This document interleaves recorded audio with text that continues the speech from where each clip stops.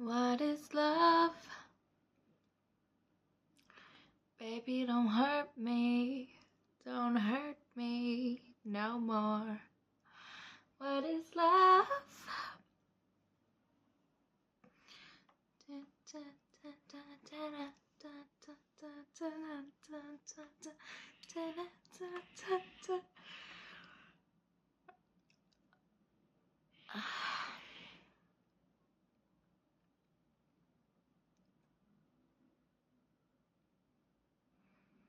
Crazy things have been happening.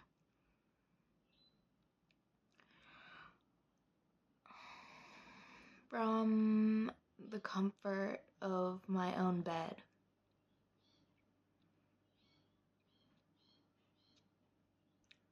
Synchronicity abounds.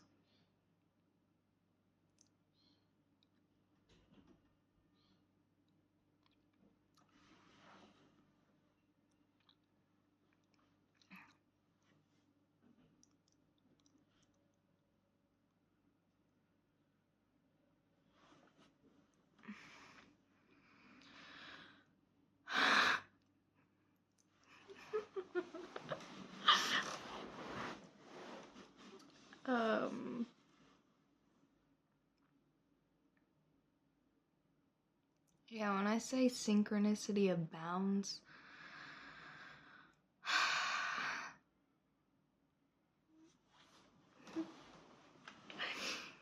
I've been reading this book. Okay.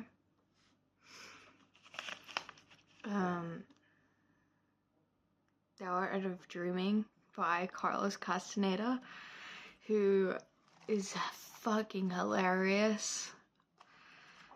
It was like his attitude, the way he says things, the character as described by Don Juan is his shaman. The way that Carlos describes him, he's a good writer, and he captures his humor, I think.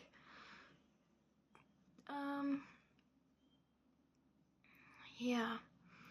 And the crazy thing is that I'm also reading, these past few days I've been trying to do nothing, like purposefully, and I've also been reading this, Biogeometry Signatures by Abraham Karim, and holy fucking shit. And then on my computer as well, I also have open a 1-hour talk by Dr. Karim, and it's just crazy because my brain is telling me to go from one thing to the next, to the next, to the next. And I swear to God, all of these ideas, like this is talking about the same thing as this. Concepts in this, like I are relating to this, but it's like they're two strands of DNA that are being intertwined. It's crazy, like that I'm reading them both, and like they're both just like the idea of there being a zero centering point, like in of the sun, for example, like the zero centering point being like the essence of something, or honestly, I don't even know what the zero centering point is, but it's like an emanation of energy. And it's important because it represents like the center of the circle, and the circle represents like the outer sphere of the world, and this, or like the divine plane of creation, and the center represents like the earthly plane of creation, or something like that. They're like,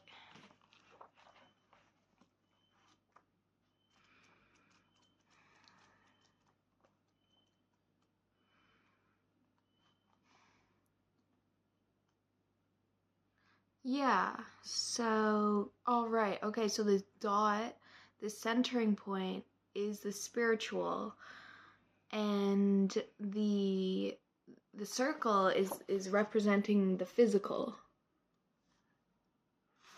So like this diagram here, um, physical, and then like spiritual. So like the dot inside the circle represents like the total alignment of those forms, like the inner and outer world. Um, and it's crazy because in this book they're talking about like that energy, like orb that is your aura. So like the aura being in general just an egg basically. And it's crazy because man, eggs, I've been obsessed with eggs for like the past year. Like I've been like eggs. Like I was meditating and I saw a vision of an egg that was made out of, this was crazy by the way. It was made out of like quartz or something. Like it looked like a crystal, like almost like a pearl, but it was in an egg shape. And then the next day, I went to the shop and I saw that literal fucking egg at the shop. Like it was, I turned around in the shop. I didn't know why I was going there. I just went because I was like, I just want to go. Like, and I like out of all the days, out of all the things, and I turned around and the egg was there on the shelf, and I bought it. And it turns out in this book they describe certain human beings' auras are shaped like eggs, eggs of energy. And in this book, right, they also talk about, it all is related, okay? Trust me. They also talk about an assemblage point. And the assemblage point is basically the point of perception. So it's like where the human perception like arises from. So um yeah, so the human perception arises from the assemblage point, and the assemblage point is described as like this ball that exists within the egg-shaped aura. And people can have different looking auras, by the way. And to sense into someone's aura, it's not a visual thing, although you can perceptually see it. It's more of an energy thing that you feel into. Like, I was at the library when I first picked this up, and I was just laying on the couch reading it, and I noticed a guy. It was weird because I was sensing these people's auras before I read about them in this book. It was like I have already a sense about what the aura is, and then I read about it in this book and I'm like, oh yeah, like okay, so this is what it is. Like they're just describing something I already know, but like, you know what I mean? It's weird, it's synchronistic because on that very specific day I was poignantly sensing this guy's aura. He had like a purple aura with gold, and it was kind of like oblong. It was kind of egg shaped, but it was located in the higher region of his body. Like it wasn't centralized. He was almost like a very stretched oblong, like almost like a square, a rectangle even. Um, and yeah, that was mental because then they start talking about auras in this book, and then I just sensed the aura. There was an old man. He had like a white aura, and it was actually shaped like an egg. And then his wife next to him, I didn't like her aura. She was so loud. But anyway, I was very agitated that day. Don't know why. I was very, very probably processing a lot of things. Um, as I have been, I feel like I've been very tired because of that. And yeah, anyway, yeah, so that's just crazy, because like the divine dot, the assemblage point, um, if anything I'm saying is making sense, the assemblage point is in the center, and then the aura is the outside, right? And you view the assemblage point. That is your consciousness, essentially, and that relates to the divine plane, which is talked about in this book, okay?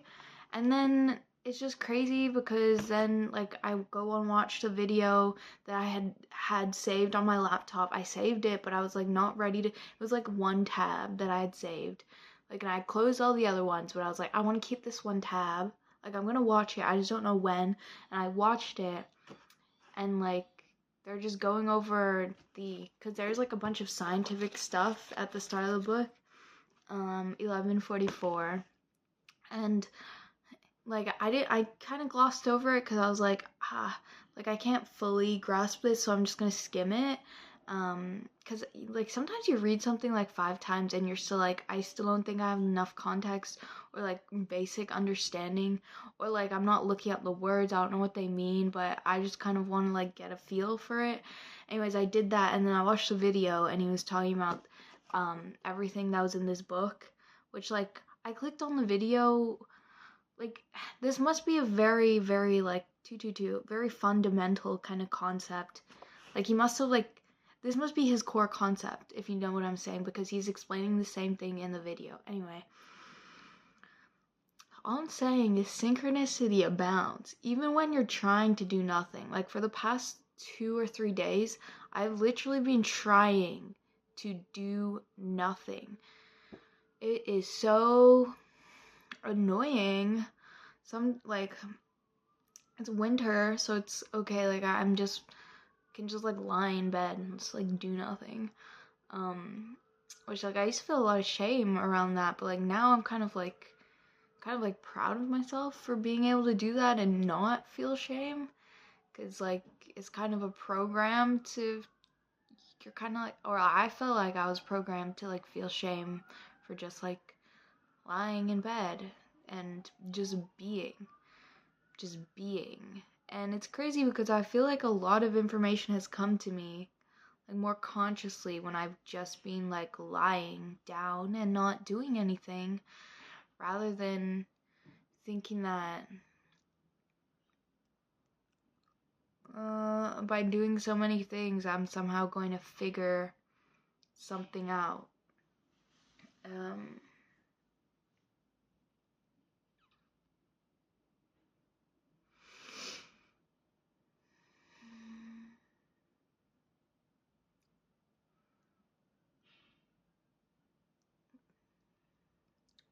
Yeah, has been a couple of years, and I feel like every day I discover something that brings me into closer contact, 1414, with who I am, who and what I am.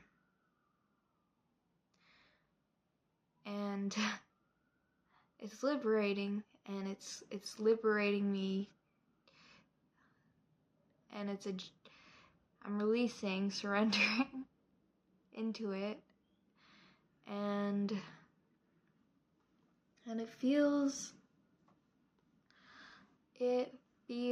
like, whoa, 144.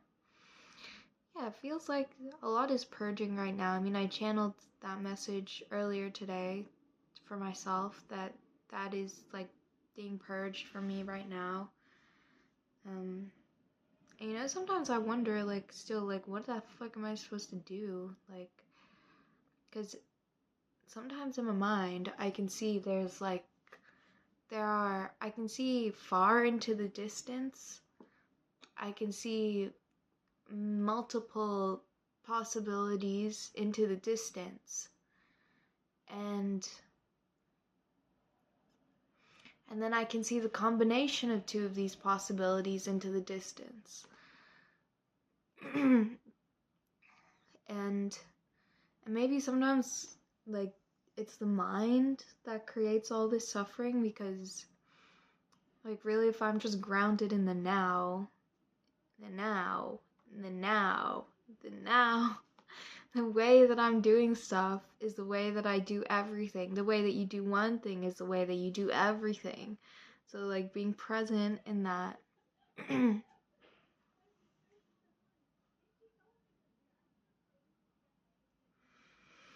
Now is the pathway out of the mind.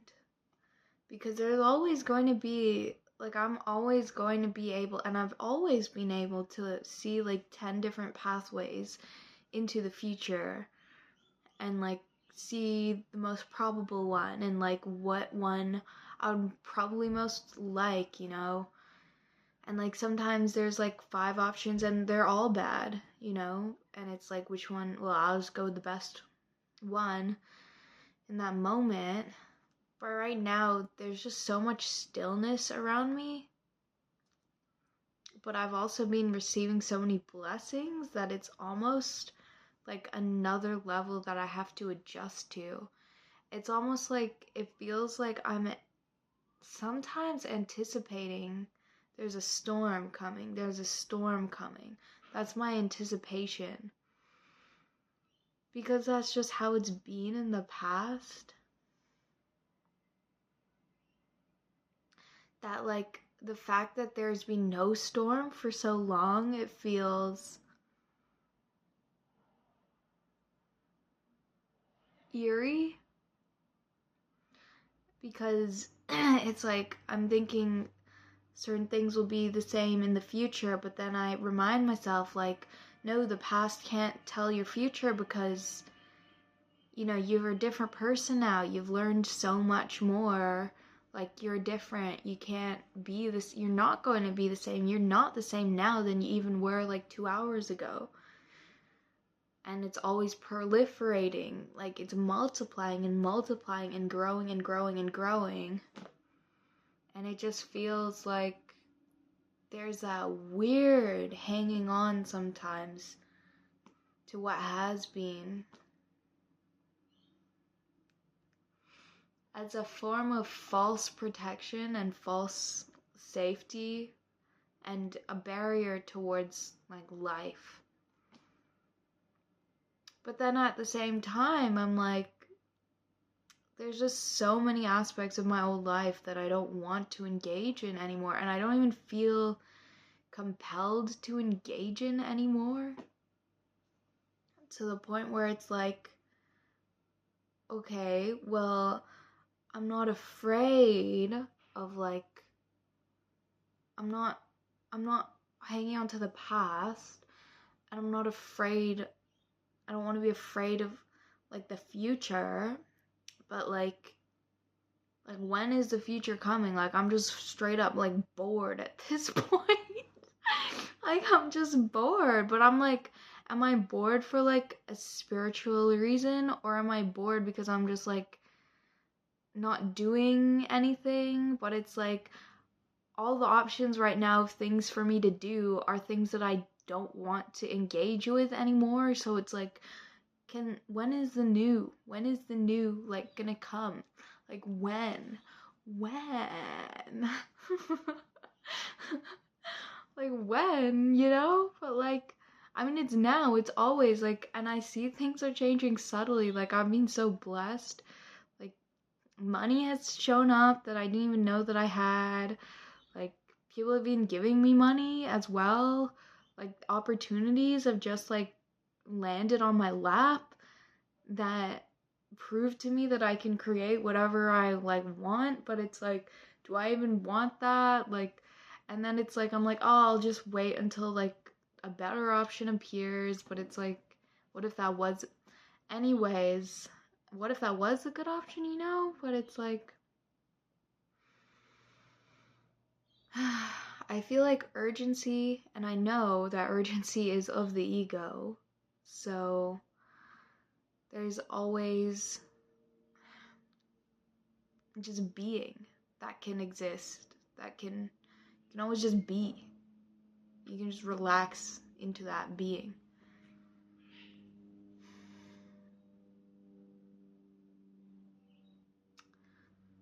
Yeah. Yeah. pretty much it.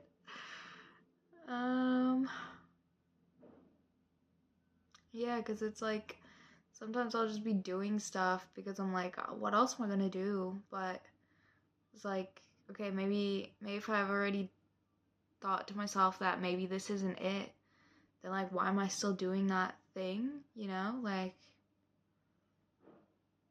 yeah, I guess that's what it is.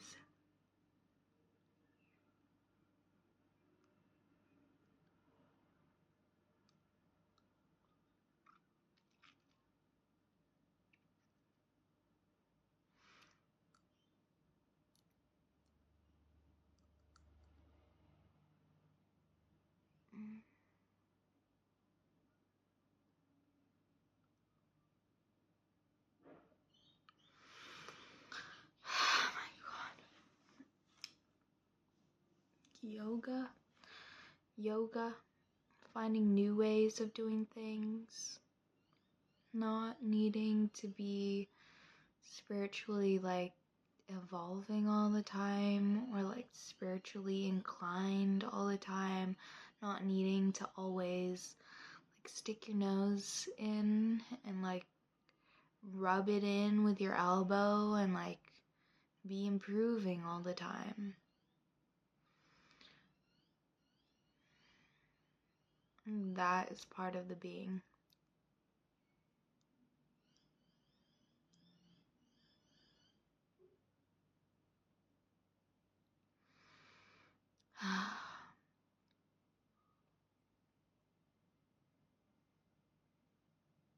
Not knowing.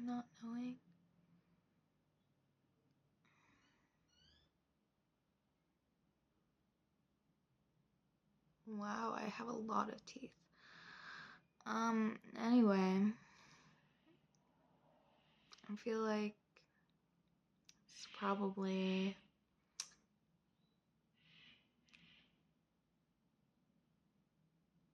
is that uncanny? Is this uncanny valley enough?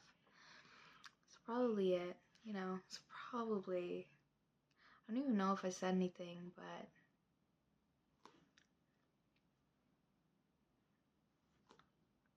yeah.